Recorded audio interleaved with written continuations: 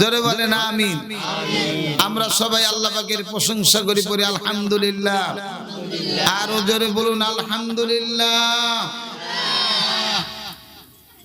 লাখো কোটি দরুদ সালাম প্যারা নবী সরকার দো আলম সৈয়দুল মুরসালিন খাতামুন নবিয়্যিন দো জাহানের সরদার রাহমাতুল লিল আলামিনের পর যে নবীকে আল্লাহ পাক সৃষ্টি না করলে ধরে তুমি কিছুই সৃষ্টি করতেন না, যে নবীর শানে আল্লাহ পাক প্রশংসা করেছেন, যে নবীর প্রশংসা আল্লাহ নিজে করেন, ছোট না বড় জোরে করেন। কত বড় মাপের নবী আপনারা ভাইবেও কুল পাবেন না।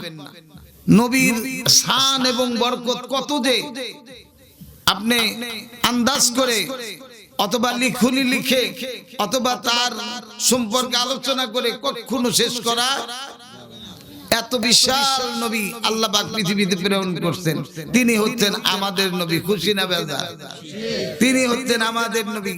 আমাদের সম্পর্কে নবী বলেন, নবীর যে মর্যাদা আছে, নবীর মর্যাদা আল্লাহর কাছে, নবীর কাছে। কিন্তু নবী পাক সাল্লাল্লাহু আলাইহি সাল্লাম বলেন, আমার মর্যাদা যতই থাক, আমার উম্মত ছাড়া আমি কিছু বুঝি না। জোরে কোন সুবহানাল্লাহ। তিনি উম্মতের কান্ডারি। জোরে কোন কার কান্ডারি? তিনি খোঁজ খবরই দিয়ে গেছেন। সাহাবায়ে কেরাম উপস্থিতি, সাহাবায়ে কেরামের সামনে আল্লাহ নবী বলছেন, সাহাবারা শোনো, এমন একটা যুগ আসবে, সেই যুগের মধ্যে আগুনের আংটা হাতে রাখা সম্ভব হবে, কিন্তু ঈমান রাখা সম্ভব হবে না। ওই জামানায় আমার উম্মতেরা আমার কথা শুনে, আমার মহব্বতে, আমার প্রেমে পাগল হইয়া আমার সুন্নাহ মোতাবেক জীবন যাপন করবে। কিয়ামতের ময়দানে তাদের আমি একসঙ্গে নিয়া আল্লাহর জান্নাতে যাব। সাহাবায়ে কেরামদেরকে বললেন, ও সাহাবায়ে কেরাম, তোমরা শুনে নাও, কিয়ামতের ময়দানে আল্লাহ সব নবীকেই তো হাজির করবে। নবীর উম্মতেরা কিয়ামতের ময়দানে হাজির হবে। কি বলেন, হবে না? কেউ কি বাদ থাকবে? আল্লাহ নবী বলেন, আদম আলাইহিস সালাম থেকে শুরু করে নিয়ে আমি নবী পর্যন্ত, আমি নবীর পূর্ব মুহূর্ত পর্যন্ত যত নবী পৃথিবীতে আসছে, নবীর বর্ণনায় 100 লক্ষর অধিক নবী পৃথিবীতে আসছে। সুবহানাল্লাহ জোরে কোন, আর জোরে কোন সুবহানাল্লাহ। আল্লাহর নবী বলেন, এই নবীগুলার কিছু না কিছু উম্মত আছে, অনুসারী আছে, আছে না নাই? জোরে কোন। আদম আলাইহিস সালামের সন্তানেরা আছে, নূহ আলাইহিস সালামের অনুসারীরা আছে, মূসা আলাইহিস সালামের অনুসারীরা আছে, আছে না নাই? জোরে কোন। আল্লাহর নবী বলেন, গর্ব করে বলেন, এই সাহাবারা শোনো, কিয়ামতের ময়দানে আমার উম্মত যতক্ষণ পর্যন্ত জান্নাতের না যাবে, আমার উম্মত যতক্ষণ পর্যন্ত আল্লাহর জান্নাতে না যাবে, ততক্ষণ পর্যন্ত নবী উম্মত তো দূরের কথা, কোন নবীকেও ওই জান্নাতে যাওয়ার পারমিশন পর্যন্ত দেওয়া হবে না। খুশি না বেজা? ও সেই উম্মত কারা? জোরে কোন কারা? আল্লাহ রাব্বুল আলামিন বলেন, খুব খেয়াল করতে হবে, খারাপ লাগবে। হেলালি ভাই আছে ইনশাআল্লাহ, রিজার্ভ, উনি আপনাদেরকে একেবারে ওই রকম করে ওয়াজ শোনাবে। আমার একটু ঠান্ডা লাগছে, পানি না ঠান্ডা দেখতেছি। আচ্ছা আচ্ছা। আল্লাহ রাব্বুল আলামিন বলেন, কুনতুম খায়রা উম্মাতিন উখরিজাত লিন-নাস। আল্লাহু আকবার কোন। কথাটা কি বলছে আল্লাহ জানেন কি? অনেকেই বোঝেন নাই। আল্লাহ রাব্বুল আলামিন বলতেছেন, কুনতুম খায়রা উম্মাতিন উখরিজাত লিন-নাস। সুবহানাল্লাহ কোন, আল্লাহু আকবার কোন। কোরআন যখন তেলাওয়াত করা হবে, ও ভাইজান, বেশি সুর দেওয়া যাবে না। একাদে বয়োজ্যেষ্ঠ মানুষ, জানেন তো, তারপরে অসুস্থ, তারপরেও আমি আপনাদের সামনে কথা বোধন করব ইনশাআল্লাহ, একটু মুজাকারা করব আপনাদের নিয়ে। ওয়াজ নসিহত সবাই জানে কিনা জোরে কোন। তারপরে আপনাদের নিয়ে আমি গুনাহগার, দীর্ঘদিন পরে আপনাদের সামনে উপস্থিত ওয়াজের জগতে, ঠিক কিনা জোরে কোন। আমার জন্য একটু দোয়া করেন। আমি অল্প পরিসরে আপনাদের কাছে কিছু কথা আলোচনা করব ইনশাআল্লাহ। ওমা তাওফিক ইল্লা বিল্লাহ। আল্লাহ যেন কবুল করেন, জোরে বলেন আমিন। একটু অন্তরের থেকে বলেন, জোরে বলেন আমিন। একটু কালিমা পড়েন, লা ইলাহা ইল্লাল্লাহ।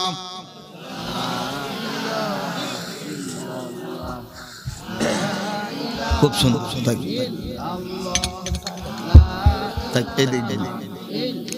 লা ইলাহা ইল্লাল্লাহ, জোরে লা ইলাহা ইল্লাল্লাহ, লা ইলাহা ইল্লাল্লাহ, লা ইলাহা ইল্লাল্লাহ। এই কালেমার বান্ধবেলা কাজে লাগবে মরণ বেলা। কোন সময়? কখন? মরণ বেলায় যদি কালেমা নসিব না হয় কপাল পোড়া, কি বলেন ঠিক কিনা? যত বুজুর্গ হয়ে থাক না কেন, মৃত্যুর সময় যদি কালেমা নসিব না হয় তার মতো কপাল পোড়া মানুষ আর নাই। কালেমা পড়া যদি হয় তাহলে মুসলমান, কালেমা পড়ে ইন্তেকাল করবে, সে সোজা আল্লাহর জান্নাতে যাবে, জোরে কোন সুবহানাল্লাহ। এজন্য এই কালেমার বান্ধবেলা কাজে লাগবে মরণ বেলা। এই কালেমার রৌশনীতে দিল হবে তার উজালা। লা ইলাহা লা ইলাহা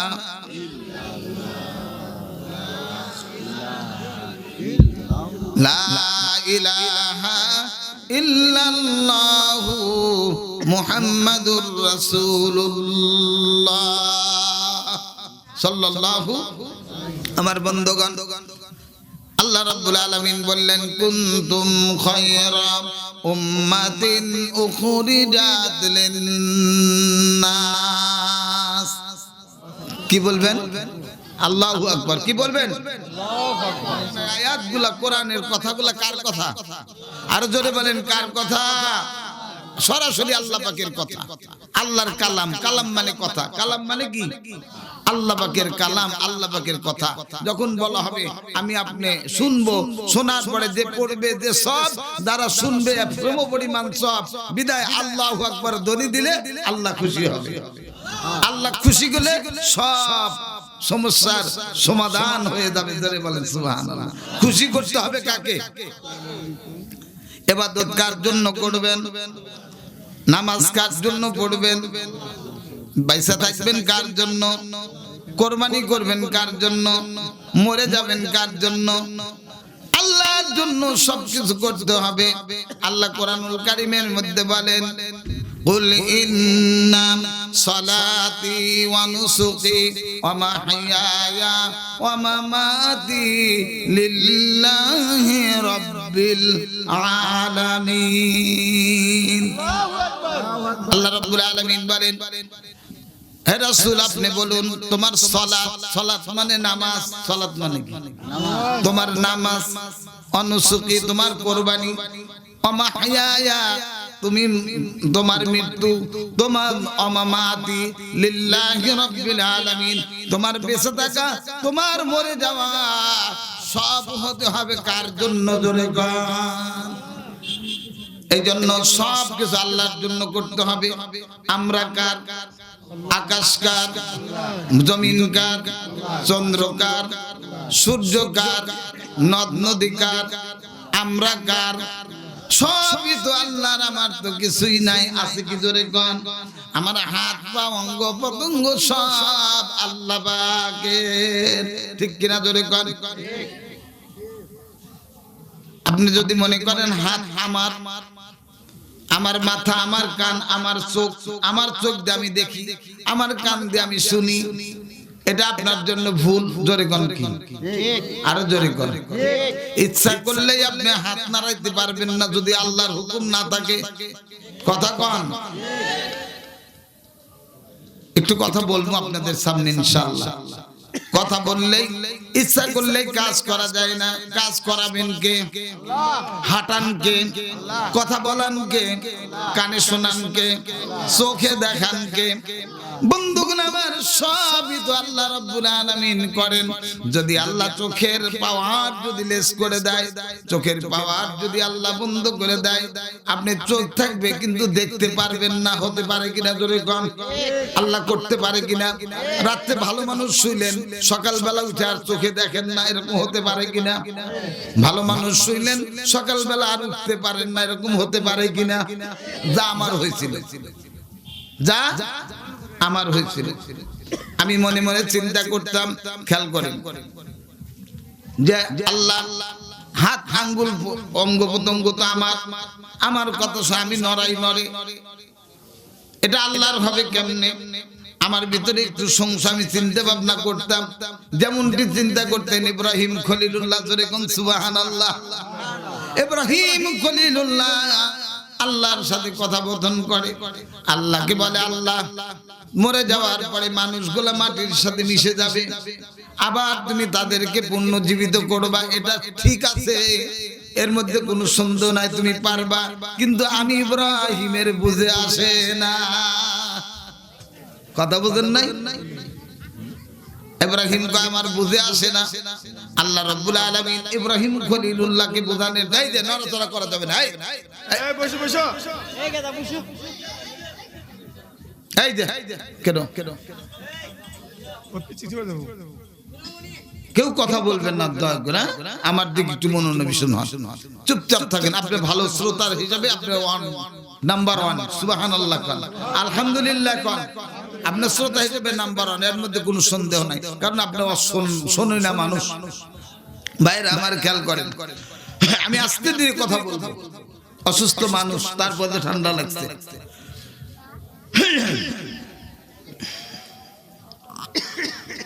ইব্রাহিম খলিলুল্লাহ বলতেছেন, আল্লাহ তুমি মরার পরে মানুষকে আবার পুনর্জীবিত করবে হাসরের ময়দানে, করতে পারবে 100 ভাগের 100 ভাগ, এর মধ্যে কোনো সন্দেহ নাই। কিন্তু আমি ইব্রাহিমের বুঝে আসে না। আল্লাহ কয় ঠিক আছে, আমি বুঝে আসে। আল্লাহ ইব্রাহিম খলিলুল্লাহকে বললেন 4টা পাখি ধরে আন। বিস্তারিত করার সময় নাই, সংক্ষেপে বলতেছি, কোরআন শরীফের মধ্যে আসছে তাই বলতেছি। 4টা পাখি ধরে আনলেন, 4 কালারের, 4 রঙের, 4 কোয়ালিটির 4টা পাখি ধরে নিয়ে আসলেন। আল্লাহ বললেন ইব্রাহিম তুমি জবাই করো। পাখিকে জবাই করা হলো। জবাই করে বললেন কি করবো? মাংসগুলা গড় করো। বের করেছেন কোনটা কোন মাংস, কোন পাখির মাংস কোনটা। ইব্রাহিম খলিলুল্লাহ কয় তো গড় করে ফেলছি, এখন তো বোঝা সম্ভব না। বোঝা যাবে? কবুতর, এরপরে আর অন্যান্য পাখিগুলা যদি জবাই করে মাংস গড় করা যায়, কবুতরের মাংস কোনটা, গুগুর মাংস কোনটা, কি বলেন কাকের মাংস কোনটা, বোঝা যাবে কি? ইব্রাহিম খলিলুল্লাহ কয় আল্লাহ আমি তো বুঝতেছি না কোনটা কিসের মাংস। কয় 4টা ভাগ করো। 4টা ভাগ করলেন। ভাগ করার পরে বললেন আল্লাহ এখন কি করব?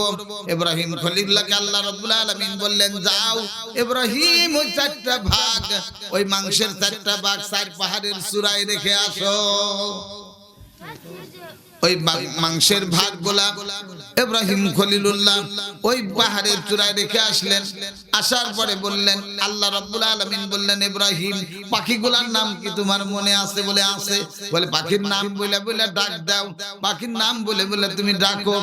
আল্লাহ আল্লাহর কথা মতো আল্লাহর হুকুমে ওই পাখির নাম ধরে ইব্রাহিম খলিলুল্লাহ ডাকা শুরু করলেন। আল্লাহর কি কাম, ওই মাংসগুলা যে বাঘের মধ্যে যে পাখির মাংস ছিল, যে নাম ধরে ডাকছে, ওই পাখির মাংসগুলা সুইটা সুইটা একেবারে তীরের মতো সুইটা ইব্রাহিম খলিলুল্লাহর সামনে এসে পড়া আস্তে করে গড়াগড়ি করতে করতে অবিকল একটা পাখি হয়া ইব্রাহিম খলিলুল্লাহর হাতের উপরে হাজির। আল্লাহ পারে কিনা জোরে করে? পারে না আল্লাহ পাক? বন্ধুগণ আমার, এইভাবে চারটা পাখির নাম ধরে যখন ডাক দিছে, চারটা পাখি, চার রঙের চারটা পাখি অবিকল আগের মতো পাখি হয়ে গেছে। এটা আল্লাহ পারে কিনা জোরে কান? ইব্রাহিম খলিলুল্লাহ সিজদায় পড়ে আল্লাহর কাছে কান্দে, আল্লাহ আমার বুঝে এসে গেছে, তুমি পারবা। মানুষ মরে গেলে আবার পুনর্জীবিত হবে, এর মধ্যে কোনো সন্দেহ নাই। আছে কি? আল্লাহ বলেন কুল্লু নাফসিন যায়িকাতুল মাউত, মৃত্যুর পিয়ালা সকলকে পান করতে হবে। শুধু তাই নয়, এটা কুল্লু শব্দ ব্যবহার করলেন, সকল জানদার প্রাণী যারা আছে সকলকেই মৃত্যুর স্বাদ গ্রহণ করতে হবে কিনা জোরে কন? শুধু মানুষ মারা যাবে না, আর সবাই মারা যাবে, সবাই পর্যায়ক্রমে মারা যাবে। এমন কোন প্রাণী নাই যে 2000 বছর তার বয়স হয়েছে, কি বলেন? আছে কি? থাকতে পারে জঙ্গলে, মানে কি করে কয়, ওই বিভিন্ন আফ্রিকার জঙ্গলের মধ্যে সুন্দরবনে থাকতে পারে, কিন্তু আমাদের নজরে নাই, ঠিক কিনা জোরে করে? কিন্তু যত 1000 বছর বয়স হোক, কিন্তু মৃত্যু আছে, আছে না নাই জোরে করে?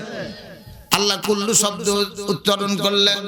কুল্লু মানে সকল, গয়র হোক, কাউকে কেউ বাঁচতে পারবে না, সকলেরই মৃত্যু আছে।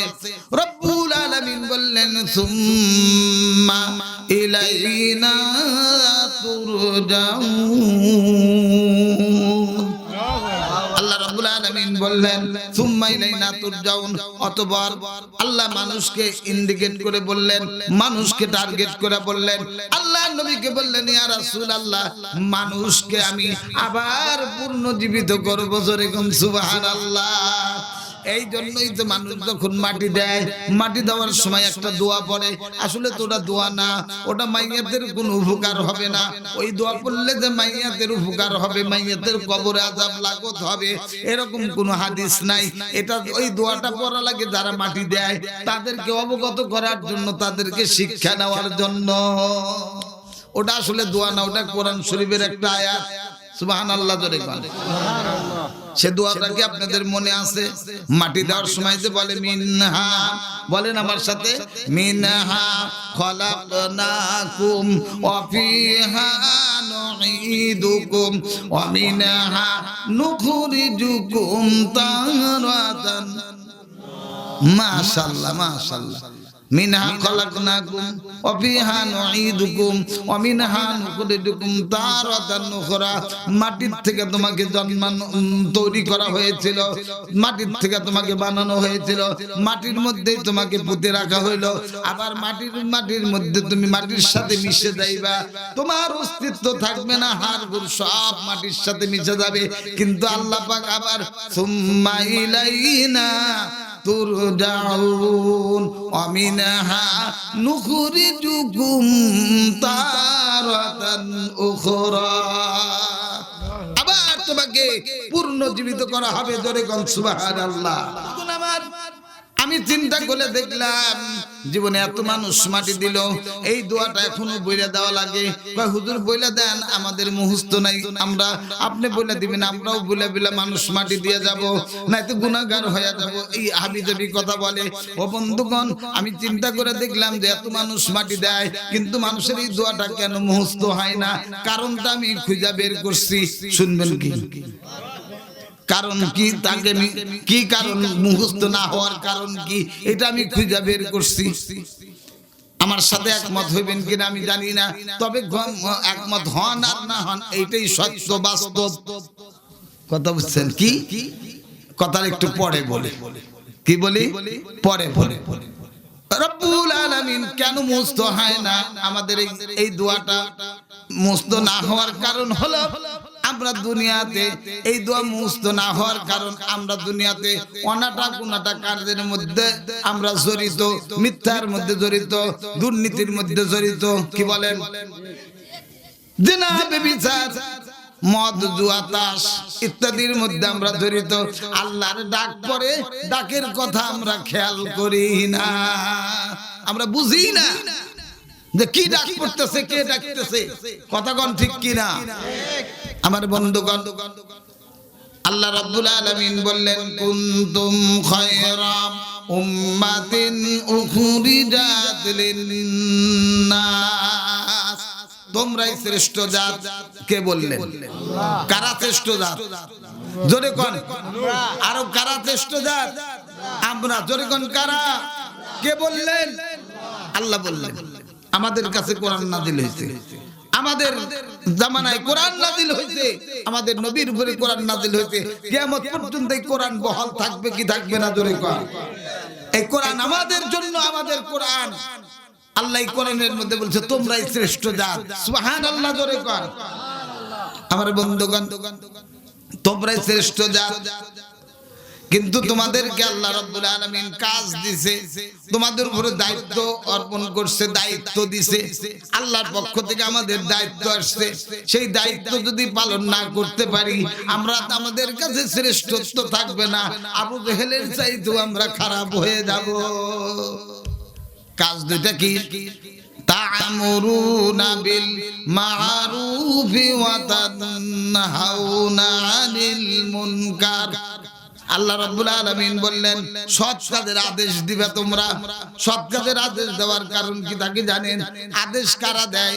কমান্ডার, যে নেতা, যে সেই আদেশ দেয়, ঠিক কিনা? জোরে কোন। নেতার কাম কি? তার অনুসারীদের আদেশ দেয়, হুকুম দেয়।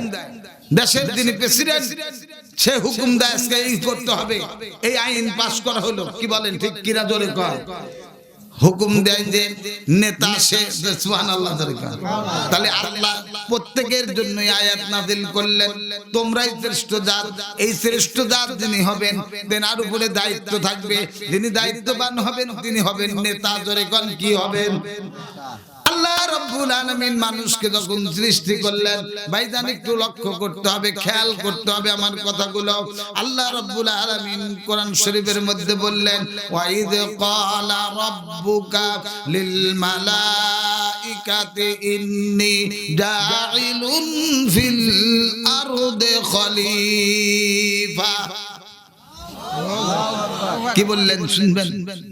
আল্লাহ ফেরেশতাদেরকে ডাকতে বললেন, ও ফেরেশতারা তোমরা কি শুনতে চাও? বলে কি?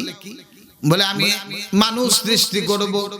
মানুষের নাম এখানে ইনসান বললে পারতেন, ইনসান না বলে আল্লাহ রাব্বুল আলামিন ফেরেশতাদের কাছে বললেন আমি খলিফা প্রেরণ করব। খলিফা মানে বাদশা, খলিফা মানে কি? প্রতিনিধি, যিনি কমান্ডার চিফ। এই জিনিস আমি তৈরি করব, কমান্ডার। বলে বানায় কি হবে? বলে দুনিয়াতে সমস্ত সৃষ্টিগুলোর কমান্ডারি করবে। জোরে কোন সুবহানাল্লাহ। চিন্তা করেন আপনার আমার কত মর্যাদা। আল্লাহ, আল্লাহ হল স্রষ্টা, আল্লাহর পরেই মানুষ, আল্লাহর পরে কি? আরো জোরে কোন। তাহলে মানুষের কত দাম। ফেরেশতারা আল্লাহকে বললেন আল্লাহ, ফেরেশতারা একটু বুঝতেছেন যে খলিফা বানাবেন, বাদশা বানাবেন, তাহলে বাদশাহী করবে, কত বড় তার দাম। কি মানে কি সমাচার? যখন আদম আলাইহিস সালামকে বানানো হইলো, মাটির দ্বারা যখন আদমকে বানানো হলো, আদমের চেহারা শুরু দেখা ফেরেশতারা একটু বিভিন্ন প্রকার মন্তব্য, তারা একটু একে অপরের প্রতি একটু হাসাহাসি, একটু কথোপকথন করতেছে। কি বানাইলো? এই বলি খলিফা। কথা বুঝেন নাই? আল্লাহ রাব্বুল আলামিন ফেরেশতাদের মনোবৃত্তিক বুঝতে পেরে আল্লাহ রাব্বুল আলামিন কি বললেন জানেন? উসজুদু লি আদম, মালাইকাতি সুজুদু লি আদম। আল্লাহ রাব্বুল আলামিন বললেন হে ফেরেশতারা দাঁড়ায় আছো কেন? আমার আদমকে তোমরা সিজদা দিয়ে দাও। জোরে কওয়া উচিত ছিল না? আমি আপনার রূহকে, আমি আপনার আদি পিতা আদম আলাইহিস সালামকে আল্লাহ পাক ফেরেশতার দ্বারা সিজদা করাইছে। মর্যাদা বানছে, সেজদা পায় সে, ঠিক কিনা জোরে কর। আল্লাহর নিচে মানুষ, খুব কথা বুঝতে হবে কিন্তু আল্লাহর পরে যে মানুষ, মানুষকে সবাই সেজদা করবে, মানুষকে সবাই সম্মান করবে, ফেরেশতারা পর্যন্ত মানুষকে সেজদা করছে। আর গাছপালা, তৃণলতা, নদ নদী, পাহাড় পর্বত, সৈকত, সাগর যা কিছু দেখতেছেন সব মানুষের গোলাম। ধরে কোন কার গোলাম? মানুষের দাবি করে না। সূর্য মানুষের দাবিদারি করে নাকি আল্লাহ তাপ দেয়? আল্লাহর উপকারের জন্য কি সূর্য বানাইছে? বাতাস কি আল্লাহর দরকার আছে? সুবহানাল্লাহ জোরে করে। আল্লাহর কি অক্সিজেনের দরকার আছে? যে সব জিনিসের প্রয়োজন, আপনার বিশাল দামি দামি জিনিস, এই জিনিসগুলো আল্লাহ আপনার কাছে মাগনা, কোন রকমের কষ্ট নেন না, কোনো বেনিফিট নেন না, কোন রকম বিল পরিশোধ করা লাগে না। এই জিনিসগুলো আল্লাহ সুবহানাহু ওয়া তাআলা আপনাকে ফ্রি সাপ্লাই দিতে। ধরে কোন সুবহানাল্লাহ। এই যে মানুষের যখন হার্টবিট বাইরে যায়, হার্টবিট যখন বাড়ে তখন হসপিটালে নিয়ে যান, নিয়ে যাওয়ার পরে অক্সিজেন দেয় কিনা জোরে কন। অক্সিজেন দেওয়ার পরে অক্সিজেন, ওই যে অক্সিজেন যে কি ওটা সিলিন্ডার, অক্সিজেনের সিলিন্ডার নাকের ভিতরে দিয়ে দেয়। আপনি একদিন দুই দিন অক্সিজেন ব্যবহার করলেন, যখন হাসপাতাল সুস্থ হয়, যখন বাড়িতে ফিরবেন, ওই আপনার হসপিটাল থেকে একটা বিল কষে, বিল কষার মধ্যে আপনি কত মিটার, কত ইউনিট আপনি ওই অক্সিজেন ব্যবহার করলেন, এর একটা বিল ওর মধ্যে কি হয়, যোগ হয়। ওর মধ্যে একটা যোগ হয় যে এত মিটার আপনি ওই লোক অক্সিজেন ব্যবহার করছেন, অক্সিজেন একটা বিল আসে না জোরে কর। ওষুধ পানি ডাক্তার যে পরিমাণ আপনি ব্যবহার করতেন, যা বিল আইছে অক্সিজেনের সম পরিমাণ বিল আসছে। আপনি চিন্তা করে কুল পাবেন না। ওই রকম অক্সিজেন যদি আপনাকে পিঠের উপরে একটা করে সিলিন্ডার আল্লাহ সেট করে দিত, আর যদি বিল পরিশোধ করা লাগতো, অবস্থা হইতো কি জোরে করে। একটু বুঝতেছেন না আমার কথা? একটু এক মুহূর্তের মধ্যে বোঝেন। আরে ইতিহাস তো আপনারা জানেনই, বহুত কিসসা কাহিনী আপনারা জানেন, বাস্তব কথাগুলো শোনেন, বাস্তবতার কথা, বাস্তব কথাগুলো আপনাদেরকে বলতেছি। দরকার আছে না বোঝা? আছে কিনা জোরে কোন? এগুলা না বোঝার কারণেই মানুষ পাগলামি করতেছে। পাগলামি আর করা পাগলামি ছাড়তে হবে। মানুষকে পাগলামি ছেড়ে আসতে হবে, রাস্তায় পথে আসতে হবে, ইহদিনাস সিরাতাল মুস্তাকিমের রাস্তায় আসতে হবে, ঠিক কিনা জোরে কর। এক নম্বর আল্লাহর গোলাম হতে হবে, দুই নম্বরে আল্লাহর দেখানো ওই সোজা পথে আপনাকে চলতে হবে। বাঁকা পথে চললে আপনাকে সাথ দেওয়া হবে না। আর যদি বাঁকা পথে চলেনি, আপনার গাও জোয়ারি করে যদি চলতেই চান, ওই বাঁকা পথের গন্তব্যস্থল আল্লাহর জাহান্নাম, ঠিক কিনা জোরে কর। এখন আপনি জাহান্নামে যাবেন না জান্নাতে যেতে চান? কারা কারা আল্লাহর জান্নাতে যেতে চান? দুই হাত উঁচা করে আল্লাহকে দেখান, নারায়ে তাকবীর, নারায়ে তাকবীর। হাত নামান। আপনি আল্লাহর জান্নাতে যাবেন তো ইনশাআল্লাহ। দায়িত্ব পালন করা লাগবে দুইটা। আপনার উপর আল্লাহ দায়িত্ব দিছে, যাদের উপরে দায়িত্ব দিছে তারা ইমানদার। এখন বলেন, আপনার ইমানদার হইতে চান না বেঈমানদার হইতে চান? ইমানদার হইতে হলে আল্লাহর উপর ঈমান আনতে হবে, আল্লাহর উপরে কঠিন ভাবে ঈমান নিতে হবে, আল্লাহর কালেমা পড়ে দিলের মধ্যে সেট করে আল্লাহ ছাড়া আর কারো হুকুম মানি না। দাসত্ব করতে হবে, গোলামি করতে হবে কার? আপনার বিবিকে আপনি বিবাহ করছেন, খুব খেয়াল করতে হবে। বিবিকে যখন বিবাহ করলেন, বিবাহ করার পরে বিবির কাছে যা বলতেছেন, তোমার কেউ অমুকের বেটার, অমুক গ্রামের অমুকের ছেলের সঙ্গে তোমাকে বিবাহ দেওয়া হইলো, তুমি কবুল করো। মেয়েটা বলছে কি? কথা বলেন। তাই বলে আপনাদের বিয়ে করাইতেছেন আবার তা মনে করেন না। যারা বিয়ে করছেন কবুল বলছেন কিনা জোরে কর। আপনি বলছেন, আপনি স্ত্রী বলছেন, তার মধ্যে কি লেখা আছে যে আপনার ওই বরণ পোষণ করা লাগবে, কাপড় দেওয়া লাগবে, তার যাবতীয় কিছু সব কিছু করা লাগবে? এত কোনো কিছু লেখাও নাই। আছে কি কোনো জায়গায়? অত কথা কি ইমাম সাহেব বলে দিছে যখন বিয়া পড়াইছে? কিছুই তো বলে নাই, খালি বলছেন যে আপনি একটু পর্দা বসিয়ে দেন এখানে, আর আপনি বরণ বসন করেন, পর্দা বসিয়ে দেন, নামাজ পড়েন, এই হাবিজাবি কথা, এই সমস্ত কথা আপনাকে একটু দিক নির্দেশনামূলক কথাগুলো আপনাকে বলে দিচ্ছে, ঠিক কিনা জোরে করে। আর মহিলাটা কবুল বলছে, কবুল বলার পরে আপনার হয়েছে কি, আপনার জাওজাহা হয়ে গেছে। সুবহানাল্লাহ। বন্ধুগণ আমার, ওই মেয়ে বিয়ে হয়ে আসার পরে আপনাকে যদি বলে, আপনি সকালবেলা থেকেই আপনি তাকে বলতেছেন, কথাবার্তা বলতেছেন, আমার মায়ের খেদমত করতে হবে, এই ঘর বাড়ি তোমার দায়িত্ব, এগুলা ঝাড় পুছু করবা, এগুলা কাম কাজ মায়ের সাথে করবা, মা যা বলে তাই করবা, ঠিক কিনা জোরে কন। যদি হাত গোটা বসে থেকে নতুন বউ একদিন দুই দিন দেখবে, 3 দিনের বেলা একটু কথাবার্তা শুরু হয়ে যাবে, কি ব্যাপার আতুর বউ নিয়ে আসলে তো খাটের থেকে নামে না, কথা কন ঠিক কিনা। একই আতুর বউ নিয়ে আসলা, বাবারে মাও বসে দেয় কান্দে, হারে বাবা কি বিয়া করলে বৌমা তো খাটের থেকে নামে না। আপনি এখন মাইক বুঝাইতেছেন, মাগো নতুন নতুন আসছে বাড়িতে, তুমি চিন্তা করো না, সব ঠিক হয়ে যাবে।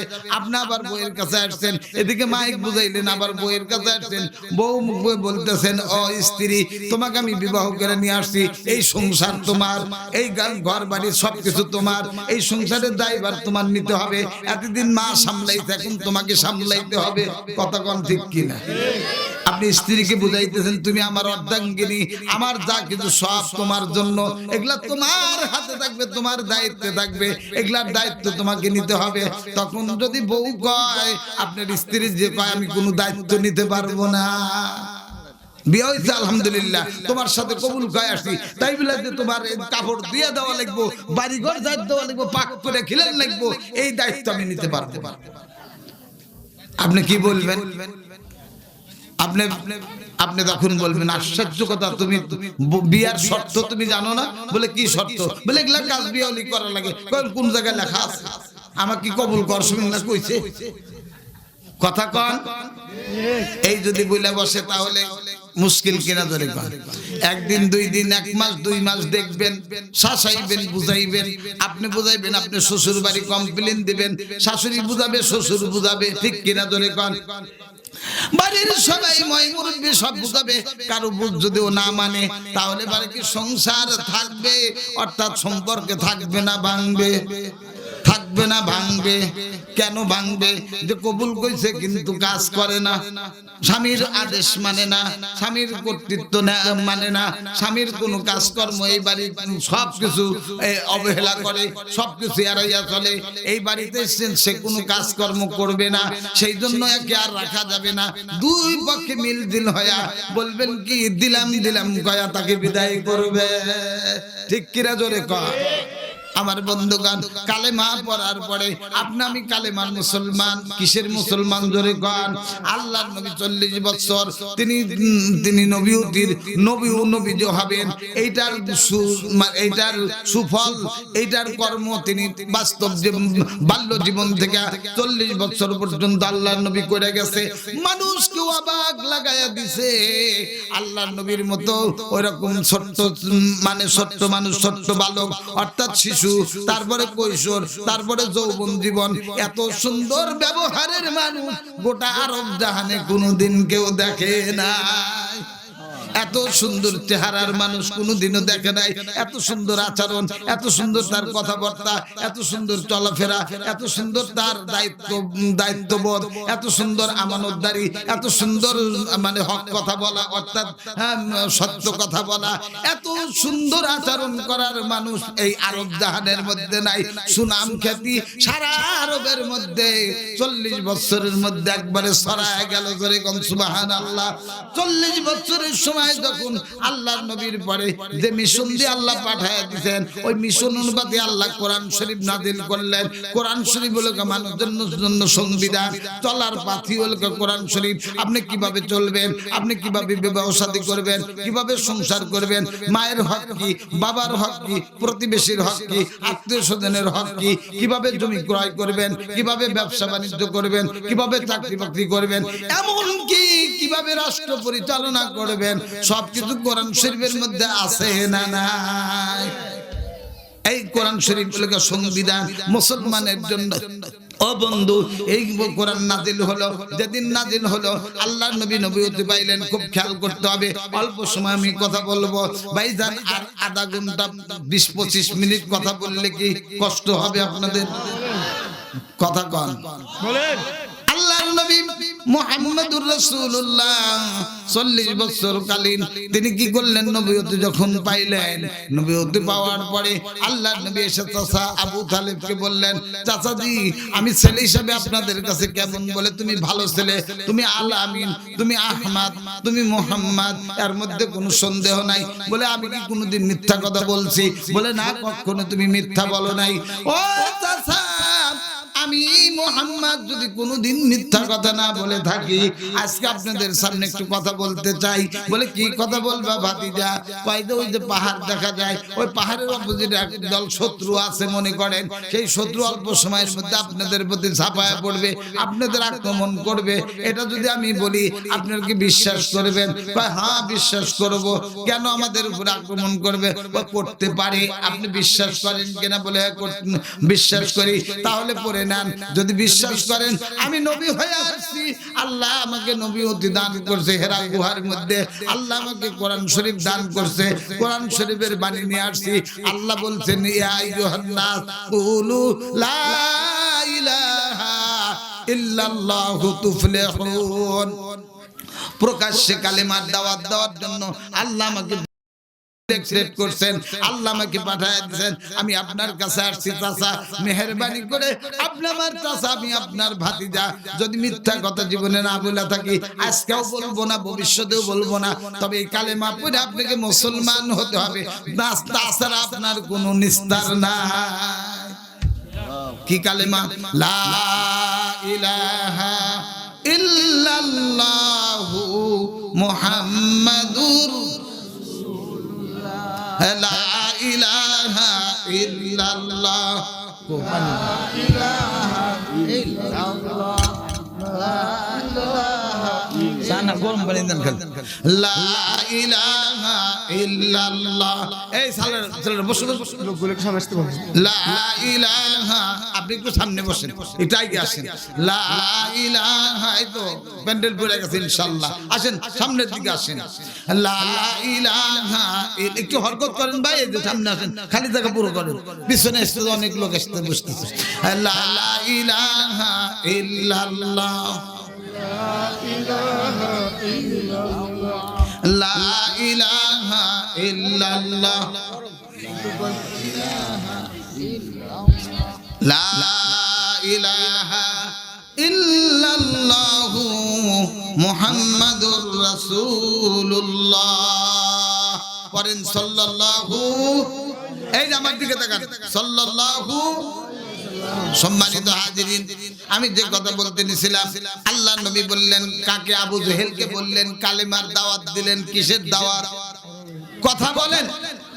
কালেমার দাওয়াত, লা ইলাহা ইল্লাল্লাহু মুহাম্মাদুর রাসূলুল্লাহ সাল্লাল্লাহু আলাইহি সাল্লাম। আবু জেহেল কালেমার মর্ম বাণী বুঝলেন, তিনি তো আরাবিয়ান লোক, ঠিক কিনা জোরে কোন? এই বাচ্চা, তোমরা যুবক মান কথা বলো কেন? ব্যাগ কথা বলা যাবে না তো, একটা আওয়াজ যেন শুনতে না পাই, কথা বলা যাবে না। সোনামণিরা চুপচাপ থাকো, দেখো কি বলি শোনো। আমার বন্ধুগণ খেয়াল করেন, কালেমা আবু জেহেল বুঝতো। আবু জেহেলের ভাষা আরবি। এই দিকে তাকান, আবু জেহেলের ভাষা কি? আল্লাহ কোরআন নাযিল করছে কোন ভাষায়? আরবি ভাষায়। কেন না?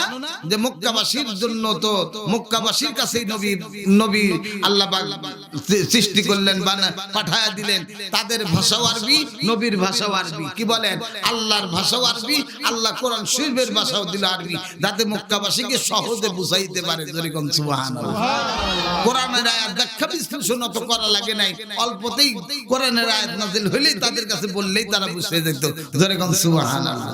কালেমা পড়ছে, কালেমার মর্মবাণী হলো, কালেমার ভাব অর্থ এরকম, লা ইলাহা, নাই বলতে কিছুই নাই, কিচ্ছু নাই। লা শব্দ দিয়ে আল্লাহ পাক শুরু করলেন, লা মানে কিচ্ছু নাই। কি নাই? জোরে কোন? লা মানে নাই, লা মানে কি? নাই। আল্লাহ বললেন লা, টান দিয়ে কোয়া লাগবো, লা মালিক দিয়ে লা শব্দ উচ্চারণ, লা কিচ্ছু নাই, ইলাহা ইল্লাল্লাহ, আছে আল্লাহ ছাড়া, আল্লাহ ছাড়া কিছু নাই। সুবহানাল্লাহ কইবেন না?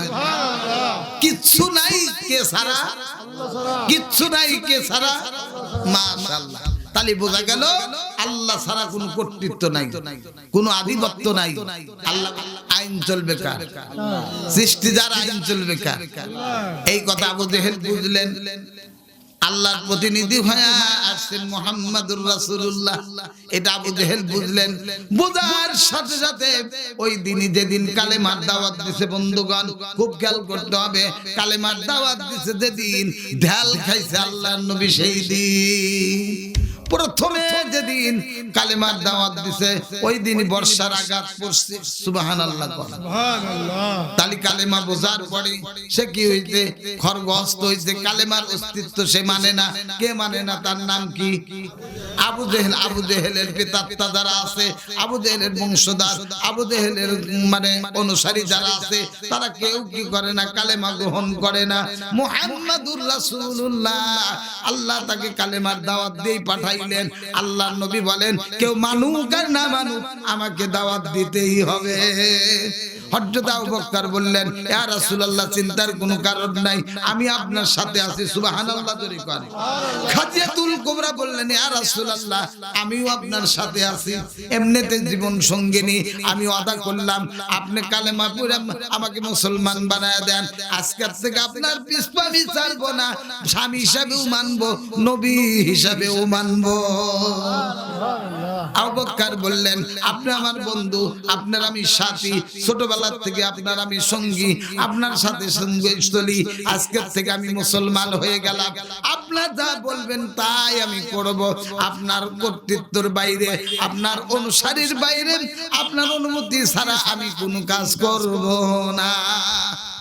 আবু বকর সিদ্দিক রাদিয়াল্লাহু তাআলা আনহু কালেমা পড়ে মুসলমান হয়ে গেলেন।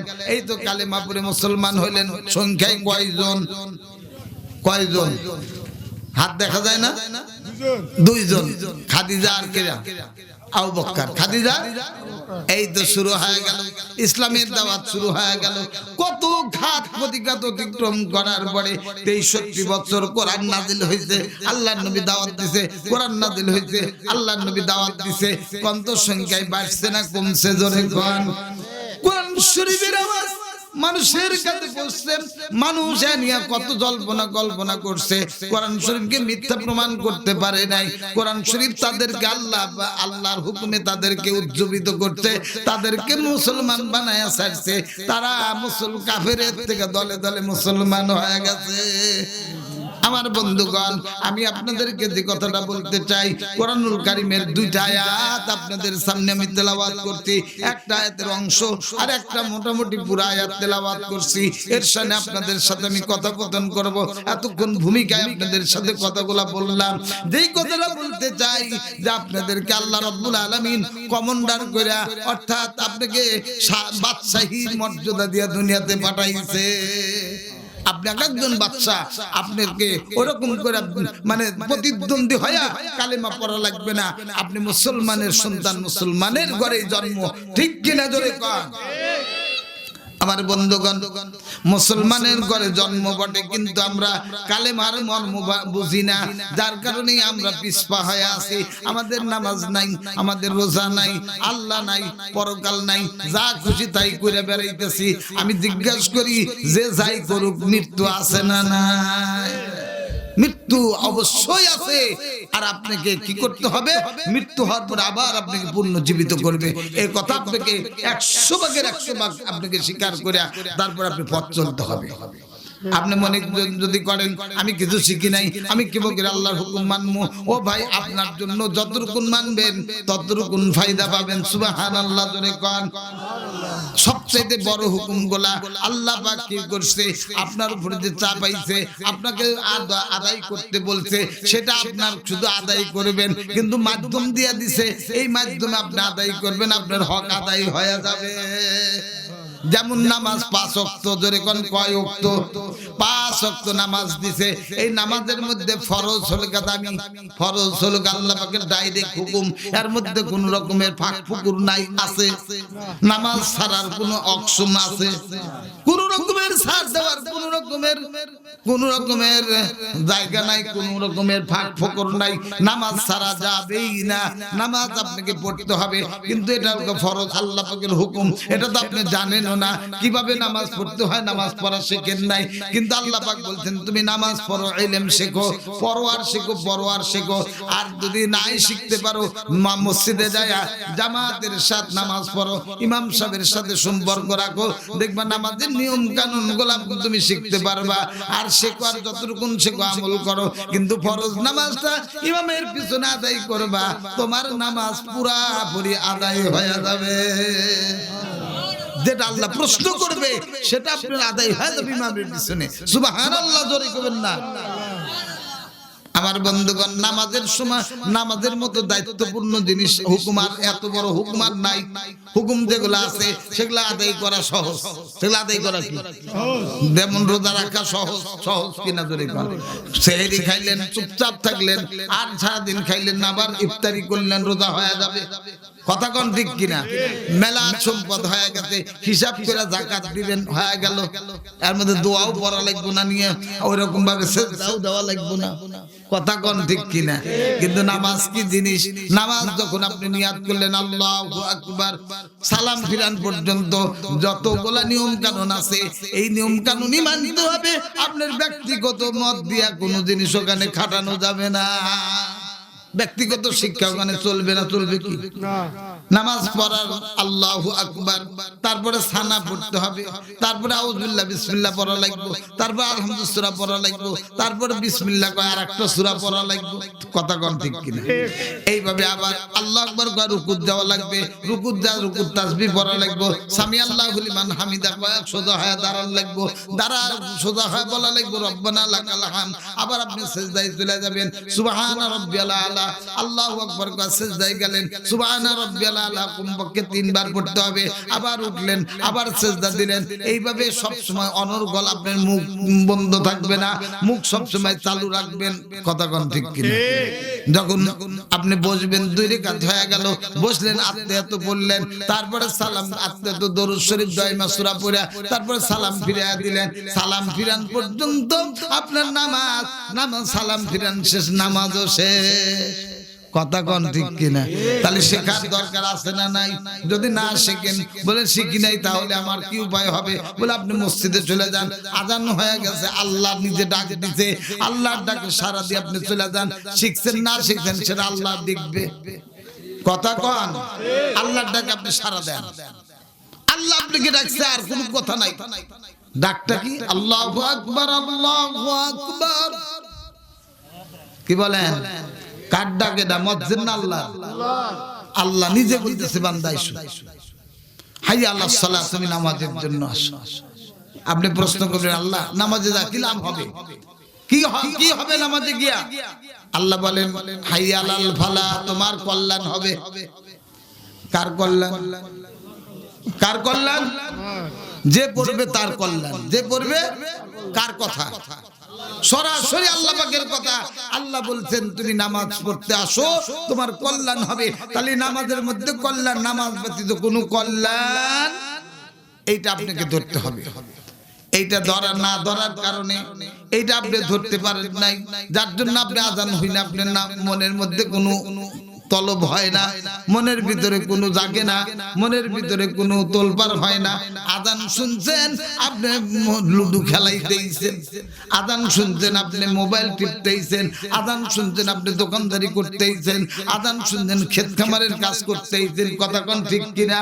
ডাকছে আল্লাহর, আল্লাহ ডাকে, আল্লাহর ডাক আপনি অ্যাবাউট করে আপনার কাজ করতেছেন। এখানে আপনি কি পাইবেন? কি দোয়া আপনার কবুল হবে? আপনার উপরে আল্লাহ পাকের লানত ছাড়া আর কিছু পাওয়ার কথা না। কথা কোন ঠিক কিনা? মুসলমান কি করবে? 5 ওয়াক্ত নামাজ পড়বে, মুসলমান নামাজ পড়বে, মুসলমান নামাজ পড়ে, আর মুসলমান না সে নামাজ পড়ে না। মুসলমান আর অমুসলমানের পার্থক্য একমাত্র নামাজ। জোরে কোন কি? অন্যান্য ইবাদতগুলা বিধর্মীর সাথে মিল আছে, কিন্তু নামাজের সাথে আর বিধর্মীর কোন জাতির সাথে মিল নাই। কথা বলেন ঠিক কিনা? এই জন্য আপনাকে নামাজ পড়তে হবে। ও বন্ধু, নামাজ থেকে আপনি কমন্ডারি বয়াস আপনি নামাজ থেকে শুরু হবে। কোন থেকে? কালেমার হাকিকত আপনার নামাজ থেকে শুরু হয়ে যাবে ভাইজান। নামাজ নাই, আপনার কালিমার হাকিকত আপনার মধ্যে নাই। আর যখন আপনার কালিমার হাকিকতই যদি আপনার ভিতরে না থাকে, তাহলে আপনি মুসলমান না, মুসলমান না। আমি যারা ঘোরাফেরা করছেন এসে বসে বসে আছেন, জায়গা আছে আমার বন্ধুগণ। আমি বলতে নিছিলাম আল্লাহ রাব্বুল আলামিন বললেন, কুনতুম খায়রা উম্মাতিন উখরিজাত লিন-নাস, তোমরাই শ্রেষ্ঠ জাত, তা'মুরুনা বিল মা'রুফ ওয়া তানহাউনা আনিল মুনকার। তোমাদেরকে দুইটা কাজ করতে হবে। একটা হলো তোমাকে সৎ কাজের আদেশ দিতে হবে, অসৎ কাজের বাধা দিতে হবে। অসৎ কাজের কি দেওয়া লাগবে? বাধা। অসৎ কাজ করতে দেওয়া হবে না, অসৎ কাজ চলবে না। তুমি মুসলমান হও আর অমুসলমান হও, কোন রকমের অসৎ কাজ করা যাবে না। কথা বলেন ঠিক কিনা? আমি জিজ্ঞাসা করি, অনেক বিজাতিরা অনেক ব্যবসা বাণিজ্য করে কিনা? জোরে করে। অন্য ধর্ম অবলম্বীরা ব্যবসা বাণিজ্য করে কিনা? আপনি ব্যবসা ঠিক মতো করলেন, আপনি মুসলমান, কিন্তু অন্য ধর্ম অবলম্বী তারা ব্যবসার মধ্যে ভেজাল করতেছে, মানবেন? কথা বলেন, মানবেন? মুসলমান তো কি অসৎ কাজ করবেই না। বিজাতিদেরকে অসৎ কাজ মুসলমান রাষ্ট্রে করতে দেওয়া, সব রুখে দাঁড়াইতে হবে। আপনাকে মুসলমানই তো আগে হতে হবে, মুসলমানই তো আপনাকে অর্জন করতে হবে। কথা বলেন ঠিক কিনা?